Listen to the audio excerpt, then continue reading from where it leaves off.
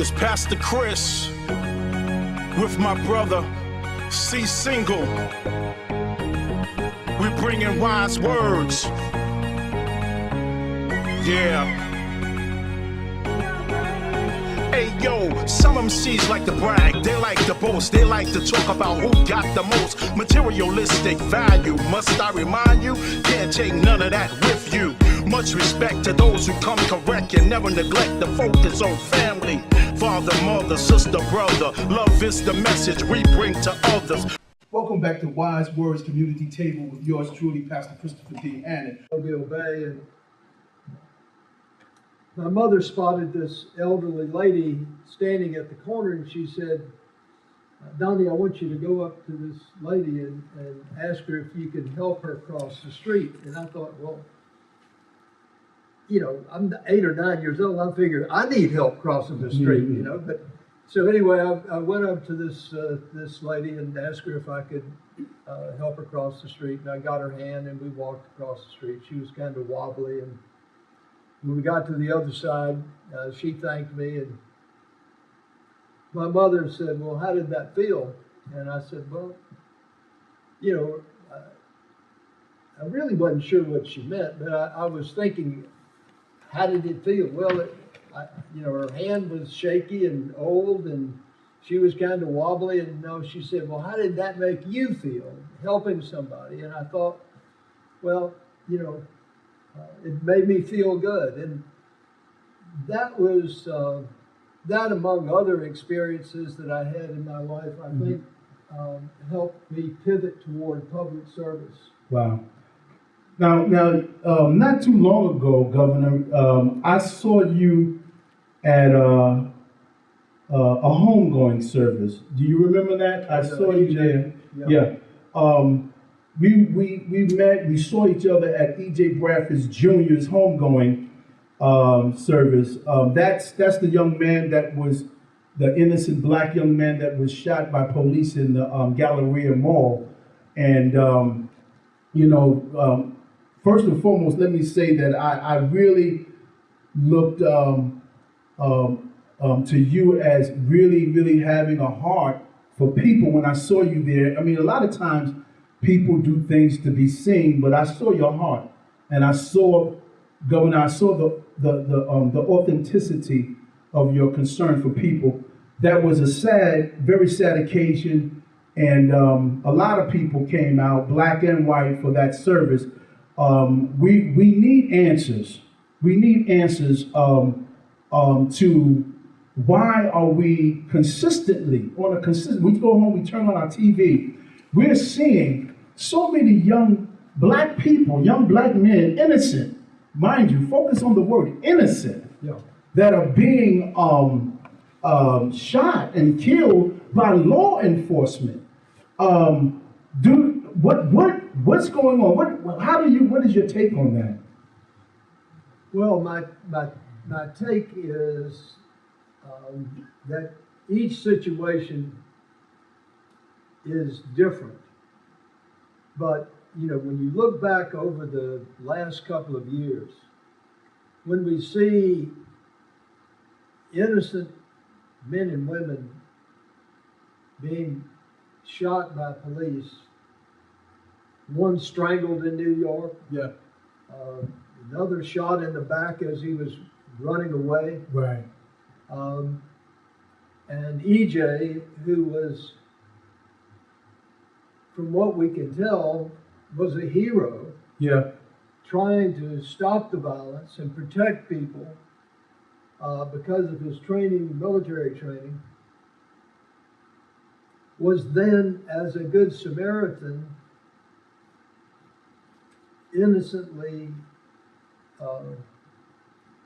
in a place where he was entitled to be, right, and then killed by a police officer. And you know what's going on now with that case is a little troubling, because we still don't have answers to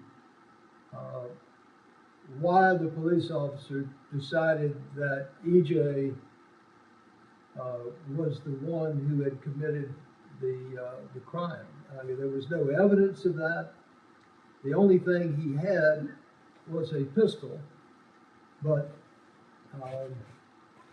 in Alabama, people were entitled to carry pistols, and he, Right. of course, was authorized and licensed to carry. So we have a.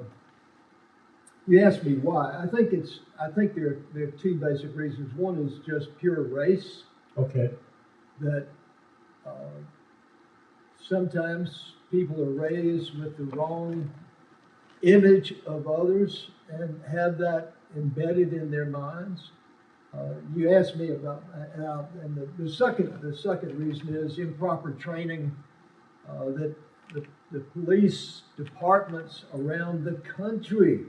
Right. It's not just Alabama. No, not at all. You look in Michigan or California or New York or Chicago or any other large or small city, we're constantly seeing, as you said, Pastor, yes. Innocent men and women being shot and killed by police. So obviously there's something more than race involved. It's a lack of training and professionalism. And we've got to, we have, among other things, searching for the truth as to what happened to EJ. Right. And then also insisting that that proper training take place so that these kinds of things are less likely to happen. Wow. When you look at it, our criminal justice system, there's a lot of opportunity to make that better. I mean, when you think about, let's say, let's pull a name like Anthony Ray Hinton. You familiar with that name? Oh, I know Mr. Hinton, and he and my son bonded at one point, and Anthony Ray Hinton, who was an African American, he Yes. spent 31 years in prison, most of it on death row, for a crime he did not commit. He was exonerated, and then the prosecutor said if he had a chance, he would prosecute him again, even though Right. it was proven that he was not the guilty party. Right. You started this conversation by saying there are a lot of opportunities to help balance the scales of justice. And, Right. One of the opportunities comes at the time of a grand jury, because grand juries are held in secret, and the only person presenting evidence to the grand jury is the prosecutor. The target of the grand jury, the person whom they are seeking to indict, does not have an opportunity to be heard, Wow. does not have the right to have a lawyer present to challenge the testimony or the evidence that is being presented to the grand jury. And if that wasn't bad enough, federal statutes, the Federal Tort Claims Act, gives immunity to prosecutors for even lying or knowingly presenting false evidence Wow. to a grand jury. They cannot be sued civilly. There was a case, this is one of the most outrageous examples I can present to you. There were two men who spent 25 years in prison for a murder they did not commit. They filed a civil suit against the investigators and the police department in Iowa. I can't remember the name of the place. It was an Indian name, Potwana, something county, Iowa. But the case went to the United States Supreme Court. And this shows you just how bad the system is. Mm-hmm. The United States Solicitor General went before the United States Supreme Court and argued that U.S. citizens do not have a constitutional right not to be framed, meaning prosecutors can frame you or me or anyone else in this country without fear of being held liable. Now, what makes that so bad is this was President Obama's Solicitor General on January the 10th, January the 4th, 2010. So when that case came down, I thought, well, this is a softball going over home plate, and President Obama is going to knock it out of the park. So, Right.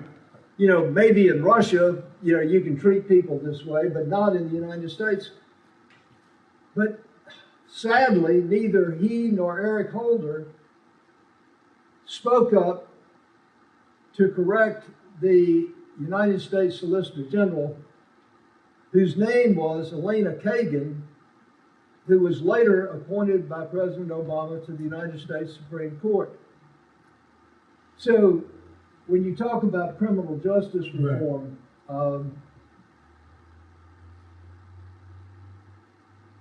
you know, we need to correct some of these things. You know, the prosecutors, you know, the local district attorney or the state attorney general or U.S. attorneys should not have the right to present false evidence. You know what their reasoning was? What they said to the Supreme Court? The Solicitor General argued that if you take away this right and make them liable for knowingly and intentionally presenting false evidence, then prosecutors aren't going to try as hard to get a conviction. Well, they shouldn't be trying that hard anyway. You know, either you should believe that the person is absolutely guilty beyond a reasonable doubt and you're trying to bring justice to a situation, or you ought to leave it alone. You know, you should not frame people, and you should not have immunity from prosecution when you do. So, you know, this whole grand jury system needs to be looked at, and you know, it should start with repealing the law that gives immunity from lawsuits for presenting false evidence to get someone convicted. Well, that's a lot of information, but here's the thing. We know, okay, from what you just stated, Governor, we know some areas that we need to address. Let me go back just 1 second to EJ. Yeah. Right now, they're looking at the police officer who did the shooting. Somebody's looking at it. Either Danny Carr or the Attorney General. And when evidence is presented to the grand jury regarding whether this police officer should be indicted for, you know, murder, manslaughter, whatever, nobody's going to be in that grand jury other than those 18 men and women who are grand jury members and the prosecutor. EJ's family is not entitled to have a representative there. Their lawyer is not entitled to be there. So we don't know what they're going to present. So it just is, it's a way for me to try to dramatize the need to try to balance the scales of justice by giving the targets or the victims an opportunity to be heard before a grand jury. That's a good way of putting it, and I have a better understanding of what's going on from what you just said. Now, what would be the process or the steps that we need to take to get that done? Well,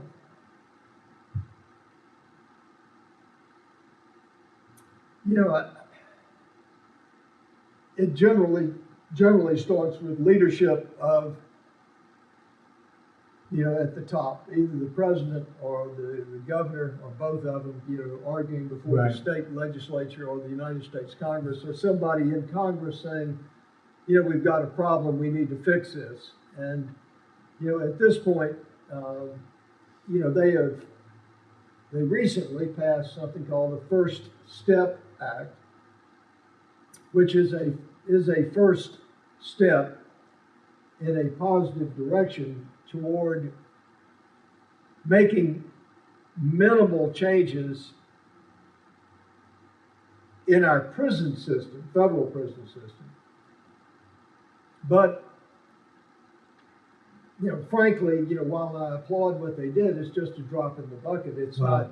not, it doesn't speak to the real issues of, how do people get incarcerated in the first place? Why is there such a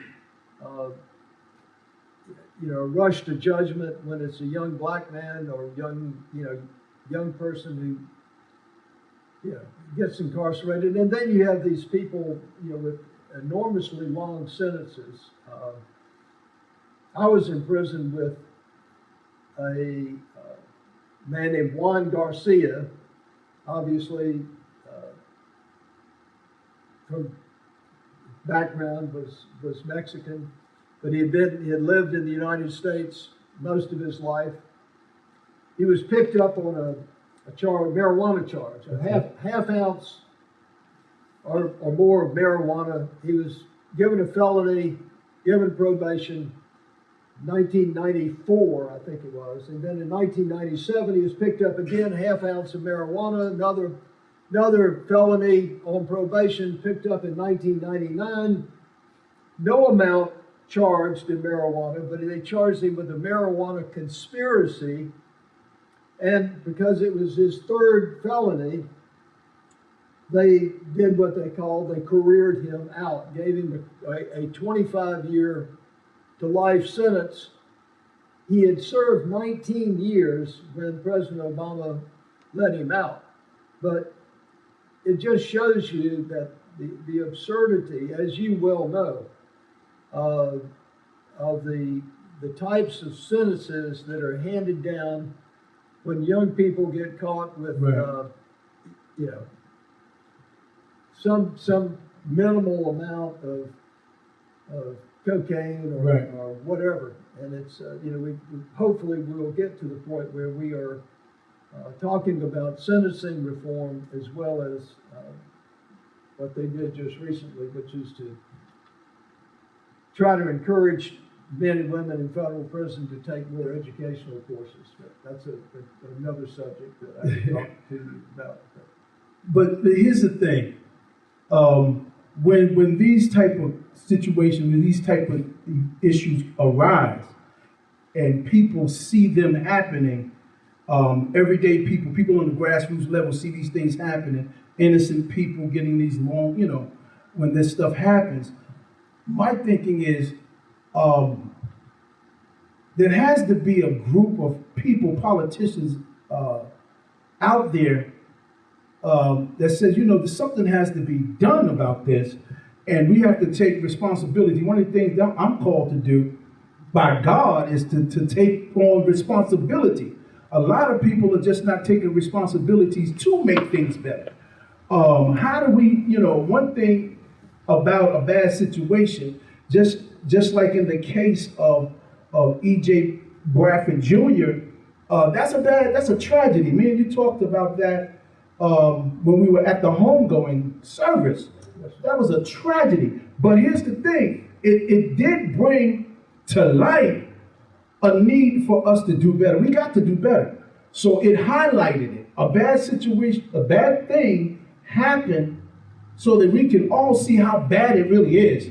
So what I'm saying is that we see all these things happening, right, to Americans, right? To Americans. On the To an army, Yeah. a soldier who was serving the United States of America. Right. And so politicians, when they look at this, are there, is there a group of politicians? I'm gonna answer your question by saying that what I would ask you to consider doing Right. is getting with some other pastors, because I don't think just one alone is going to be enough to make a difference. Maybe, but you're a strong man and you're determined, and I wish you well. But I would like to see a number of pastors convene. Maybe just start with the Jefferson County delegation, Right.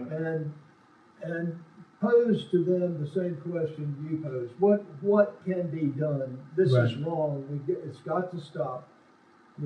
How do we ensure better training on the part of police officers in Jefferson County? What can we do? What can they do? They can pass a law. They can pass local legislation. They can take affirmative action. But the way to get them to do that is, I think, for them to feel a little pressure from the community. And, preachers have a lot of power, and politicians don't want to get on the wrong side of their pastor. So if you could look at, if you could strategically look at each member of the Alabama House and Senate and who their pastors were, and call them to a private meeting of pastors to discuss this problem, and it may be something, probably should be something bigger than EJ. Use that as a springboard to talk about the state of Alabama has some extraordinarily long sentences for simple possession of different kinds of drugs. And instead of sending people to prison for 10 or 15 years, give them a chance to go to a diversion program where they go for drug treatment, and they try to help them find a job.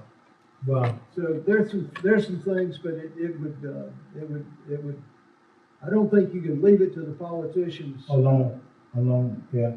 Again, taking on responsibility is everybody's job. But one last question. We got to go. We got to wrap it up, Governor. But listen, I really want to thank you. And we want to thank the guests, also our audience for being here, and also invite you back tomorrow. We invite you back tomorrow to come to worship with us the new year. Wilder's Custom Built Ironworks. We build one-of-a-kind furniture like beds, tables, benches, end tables, chandeliers with a combination of wood, tile, copper, and unique designs. This can be the perfect gift for anyone during Christmas, birthday, anniversary, or just because. Send us a picture or even an image you have in mind that fits your personality or style. Send it to us and let us build your dream piece. Call us today for a quote. Looking for ways to have an unforgettable experience? If you want to have fun, just say Big Event Photo Booths. Big Event Photo Booths are transpired by a team with more than 10 years in the event rental industry. Our goal is to simply provide our customers with unparalleled customer service, first-class quality photos, and the largest, most fun photo booth available at a superb value anywhere in California. Photo booth rentals are great for just about any occasion where guests are looking to have a good time. With Big Event Photo Booths, you'll never pay a delivery fee. Friendly and professional on-site technician, unlimited high-tech resolution commercial quality prints, custom graphics, logo, and texts printed on the bottom of each picture. Box of fun props included. Your guests will choose black and white or color for their shots, with unique favor for all your guests to remember your event. Big Big event photo booths can go anywhere. Mini booths weigh up to 1,000 pounds. Large booths that fit up to 8 people, an entire wedding party, and brand new equipment serving the following counties: Los Angeles, San Bernardino, Riverside, Ventura, and San Diego. Big event photo booths. For more information, call 949-988-0535. That's 949-988-0535. Was born that way. When I read the Bible, God said he loves everyone. And see, when you get the love of God in you, it changes you. My mission now, and my mission in 2019, is to change the community. So you're talking about doing a talk show. My talk show is let's talk about it. Like we're doing now, let's talk about it. What is the problem? The problem is us. Because you wonder why kids act the way they act, because they watch us. You ask them why they got attitude, because they watch us. And little Jimmy told me, well, my mama act a fool, so I act a fool too. This is a third grader. Where you get it from? I applaud you. You suffered a lot. You went through a lot. The way people treated you. But I pray for you. Thank you. Because God said in his last days, he's going to raise up a nation.